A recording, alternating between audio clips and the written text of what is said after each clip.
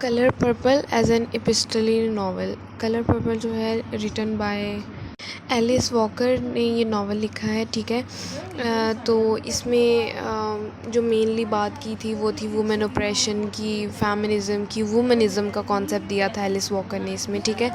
वो हम अलग से बात करेंगे, लेकिन अभी हम करेंगे colour purple as an epistolary novel. तो the colour purple is an epistolary novel. Epistolary कहते हैं कि जो a novel which is written in the form of documents and usually in the form of letters. तो mostly इसमें letters होते हैं या फिर इसमें डॉक्यूमेंट्स होते हैं, ठीक है।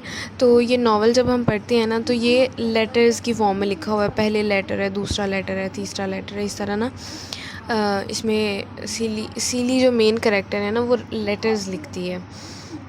This technique allows Silly to speak for herself. She gets to structure her identity and her sense of self by writing her letters.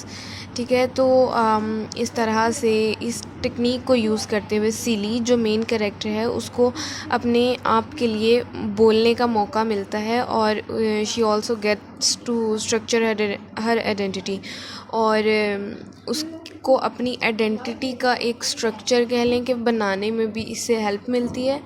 और sense of self by writing, उसको सेंस ऑफ सेल्फ मतलब अपने आप के बारे में भी पता चलता है बाय राइटिंग हर लेटर्स, ठीक है। Celie letters her growing ability to express her thoughts point out to her spiritual development and also pave the way for her independence. तो सिली के जो लेटर्स हैं वो उसकी थॉट्स मतलब जो उसकी माइंड डेवलपमेंट हो रही है, उसकी थॉट प्रोसेस जो है वो ग्रो कर रहा है, उसका भी पता चलता है।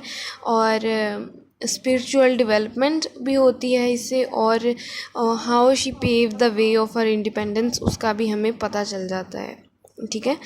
तो the novel narrative technique is linked with the novel main thematic image of gaining an identity, of rebirth end of survival. तो जो नावल की ये नैरेटिव टेक्निक है, मतलब पहले तो होता है ना कि नावल लिखा जाता है, ऐसे ही लिखा जा रहा था, लेकिन इसमें उसने लेटर्स की फॉर्म में लिखा है। तो इस नावल की जो टेक्निक है, ये जो नावल का मेन थीम है गेनिंग एन आइडेंटिटी, उसका उससे भी ये जुड़ा हुआ है। मतलब उसकी जो नैरेटिव टेक्निक है लेटर्स लिखने वाली वो, और इसका थीमेटिक इमेज जो है एक आइडेंटिटी ढूंढना, और उसके साथ ये दोनों आपस में लिंक्ड हैं, ठीक है। Through the form Walker also links a formal and western tradition of an oral and distinctly African American folk expression. तो इससे जो एलिस वॉकर है उसने लिंक किया है फॉर्मल और वेस्टर्न ट्रेडिशंस को, ठीक है। वहाँ पे जो उस टाइम पे अफ्रीकन और अमेरिकन फोक एक्सप्रेशंस थे उनको इसने सबको लिंक किया है। The use of the vernacular infuse N old form with new life. Vernacular infuse होता है कि वर्नेकुलर होता है कि कोई वो वाली लैंग्वेज जो एक स्पेसिफ़िक जगह पे बोली जाती है। जैसे कि कुछ वर्ड्स होते हैं वो कुछ एरियाज़ में ज़्यादा पॉपुलर होते हैं और कुछ में वो पॉपुलर नहीं होते, और तो इसको वर्नेकुलर इन्फ्यूज़ कहते हैं, ठीक है। तो ये जो एलिस वॉकर है उसने यूज़ किया है वर्नेकुलर इन्फ्यूज़ को as an old form with new life. तो उसने उस ओल्ड फॉर्म को न्यू लाइफ के साथ लिंक किया है, यूज़ किया है, sorry.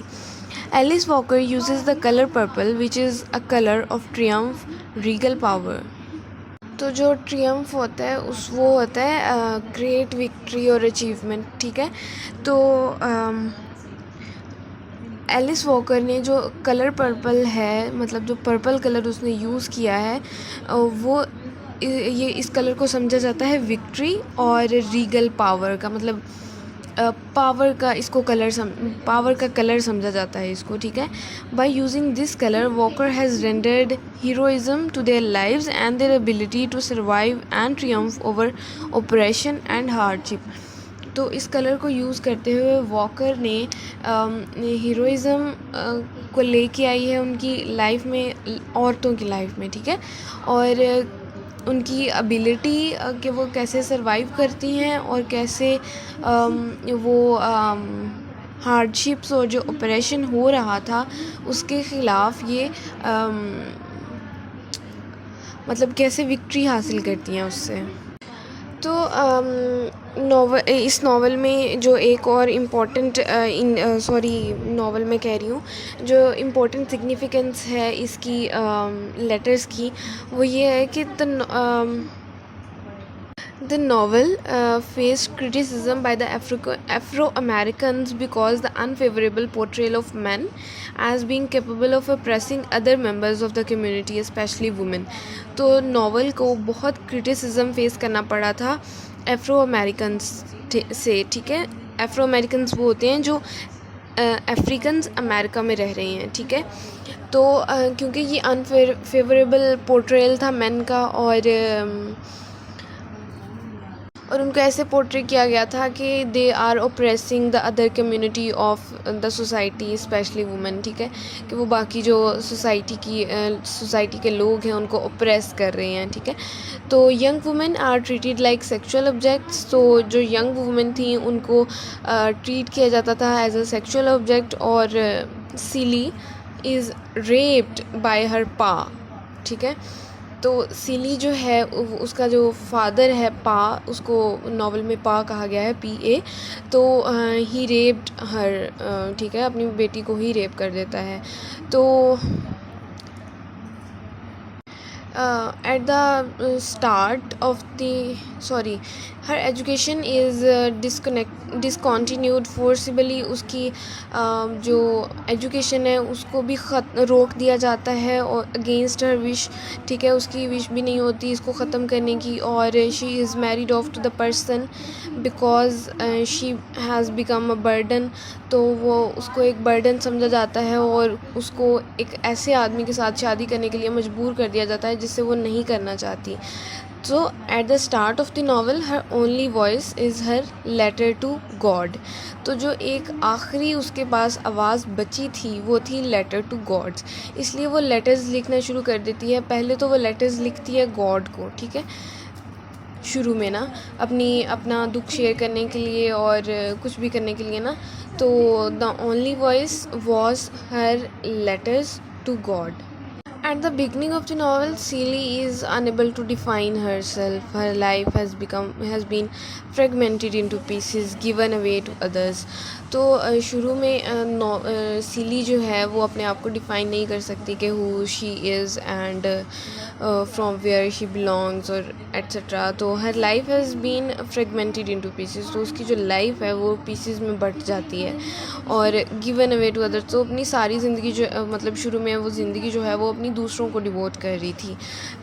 In the later stages of the novel, through the narrative, one realizes Celie takes a step forward toward her own self acceptance when she announces her decision to leave Mr. ठीक है, तो ये जो सिली है इसकी शादी कर देते हैं मिस्टर के साथ, ठीक है। तो पूरे नावल में मिस्टर के आगे डैश लगाया हुआ उन्होंने, तो देखो कि उसको उसका नाम भी नहीं पता उस आदमी का, और वो उसके साथ रह रही है, उसके बच्चे हो रहे हैं उसके साथ और ये वो। एंड जो पहला स्टेप लेती है सिली अपनी आइडेंटिटी की तरफ, वो ये है कि वो अनाउंस करती है कि वो मिस्टर को छोड़ रही है and live with Shug in Memphis. तो वो फिर शग एवरी के साथ जो है वो वहाँ पे जाके रहना शुरू कर देती है। सिली डिक्लेयर्स, कोटेशन है, I am poor, I am black, I may be ugly and can't cook but I am here, ठीक है, ये कोटेशन है, सिली बोलती है। Initially in the novel, Celie does not sign her letter, but after a certain point, she does, so emphasizing her identity through her family relationships, her business, her love and her new place in the world. तो शुरू में जो है वो letters लिखती है लेकिन वो उनको साइन नहीं करती, लेकिन एंड पे जो है वो एक सर्टेन पॉइंट्स पे जाके नावल में वो लेटर्स को साइन करना शुरू कर देती है, क्योंकि और इससे हमें पता चलता है उसकी आइडेंटिटी का थ्रू हर फैमिली रिलेशंस और उसके बिज़नेस और उसका लव और हर न्यू प्लेस और आइडेंटिटी, इन सारी चीज़ों का हमें इस ऐसे पता चलता है।